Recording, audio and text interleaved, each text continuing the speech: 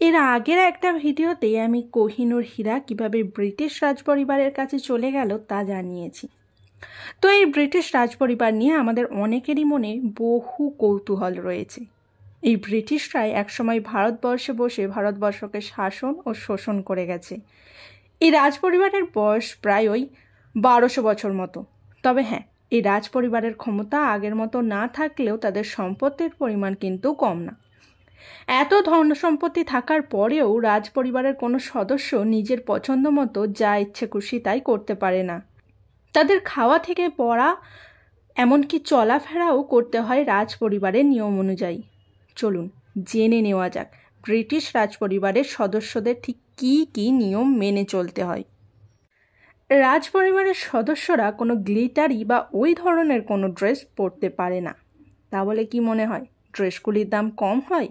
না, ওনাদের ড্রেসগুলি দামি কাপড় দিয়ে বানানো হয়। মেয়েরা অতিরিক্ত কোনো শর্ট ড্রেস বা ক্লিভাইজ দেখা যায় এমন ড্রেস পরতে পারে না, এতে রয়েছে নিষেধাজ্ঞা। রাজপরিবারের সদস্যদের পরতে হয় মার্জিত ও ভদ্র ড্রেস। মেয়েরা খুব ডার্ক কালারের নেল পেন্ট আঙুলে লাগাতে পারে না। আর বাচ্চা ছেলেদের জন্য বরাদ্দ থাকে হাফ প্যান্ট, কারণ নাকি এটি একটি হাই ক্লাস বাচ্চার প্রমাণ। বাচ্চাদের জন্যও এই রয়্যাল ফ্যামিলি রেখেছে বেশ কিছু নিয়ম। সেগুলি হলো, রয়্যাল ফ্যামিলি বাচ্চাদেরকে নিজেদের দেশের ভাষার সাথে সাথে অন্যান্য দেশের ভাষাও শিখতে হয়। আর তারা গিফট হিসাবে যে খেলনাগুলো পায় তা তাদেরকে কিন্তু দেওয়া হয় না।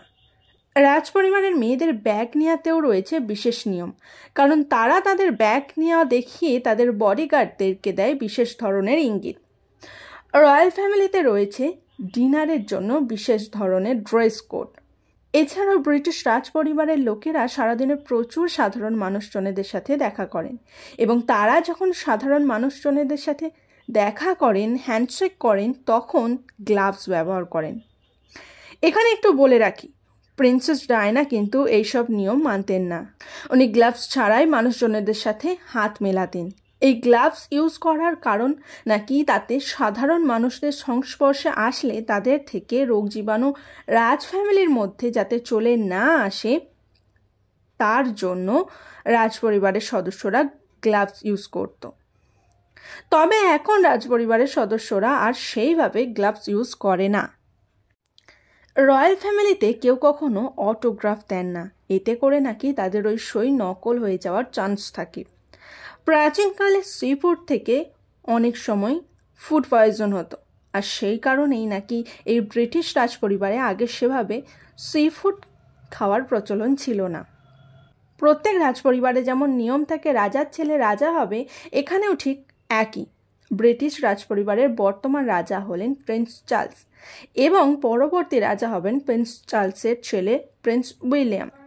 যদি কোনো দুর্ঘটনাবশত প্রিন্স উইলিয়ামের মৃত্যু হয়, তাহলে পরবর্তী রাজা হবে প্রিন্স জর্জ। রাজপরিবারের আর একটি নিয়ম রয়েছে, সেটি হলো রাজপরিবারের রাজারা কোনো ডিভোর্সি মেয়েকে বিয়ে করতে পারবেন না, এবং একাধিক বিয়েও করতে পারবেন না।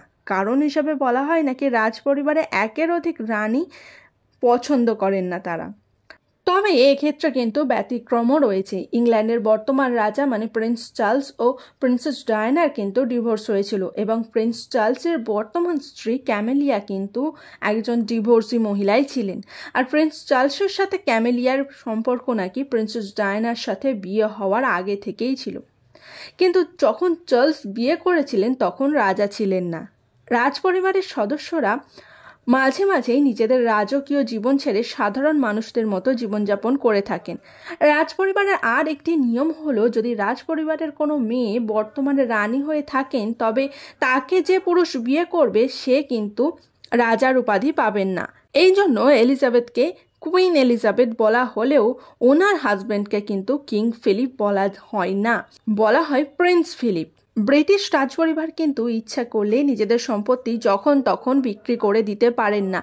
বর্তমানে ব্রিটিশ রাজপরিবারের সদস্যরা বাকিংহাম প্যালেসে থাকে। এছাড়াও আরও একটি প্যালেস আছে রাজপরিবারের কাছে। দুটো প্যালেস মিলিয়ে প্রায় 1000 কর্মচারী কাজ করে ওখানে। আমার ভিডিওটি কেমন লাগলো তা জানাতে কিন্তু ভুলবেন না।